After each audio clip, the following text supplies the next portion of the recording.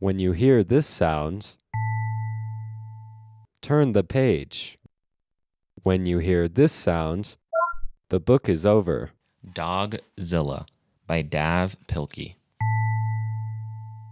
It was summertime in the city of Mouseopolis, and mice from all corners of the community had come together to compete in the first annual barbecue cook-off. As the cook-off got underway, smoke from the hot grills lifted the irresistible scent of barbecue sauce over the rooftops of the city. A gentle wind carried the mouth-watering smell into the distance, right over the top of an ancient crater. Before long, a strange and mysterious sound was heard. Sniff, sniff, sniff, sniff, sniff, sniff. All at once, the volcano began to tremble. And suddenly, up from the very depths of the earth came the most terrifying creature ever known to mousekind, the dreadful Dogzilla. Immediately, soldiers were sent out to stop the mighty beast. The heroic troops were led by their brave commanding officer, the Big Cheese. "All right, you old flea bag," squeaked the Big Cheese. "Get those paws in the air. You're coming with us." Without warning, the monstrous mutt breathed her horrible breath onto the mice. "Doggy breath!" screamed the soldiers. "Run for your lives!" "Hey, come back here," shouted the Big Cheese to his troops. "What are you, men or mice?" "We're mice," they squeaked. Said the Big Cheese. "You're right. Wait, for me?" The colossal canine followed the soldiers back to Mouseopolis, licking up all of the food in her path. Afterward, Dogzilla wandered through the city streets, doing those things that come naturally to dogs.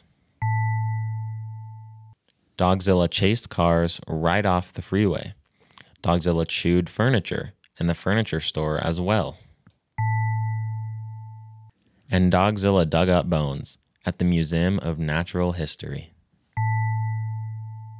Meanwhile, the Big Cheese had organized an emergency meeting with one of the city's greatest scientific minds, Professor Scarlett O'Hary.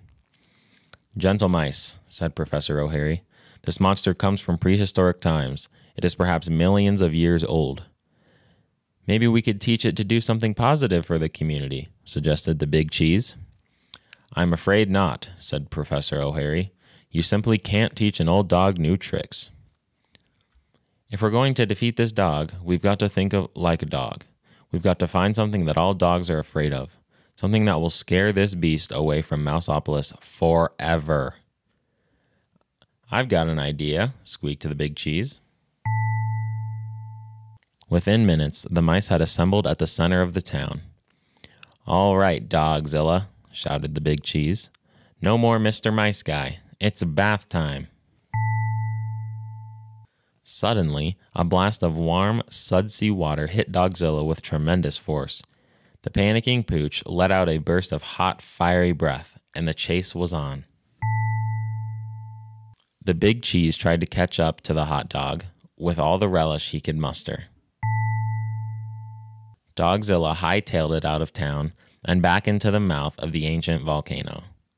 "Well, I'll be doggoned," squeaked the Big Cheese. "It worked." With the horrifying memory of the bubble bath etched in her mind forever, Dogzilla never again returned to Mouseopolis.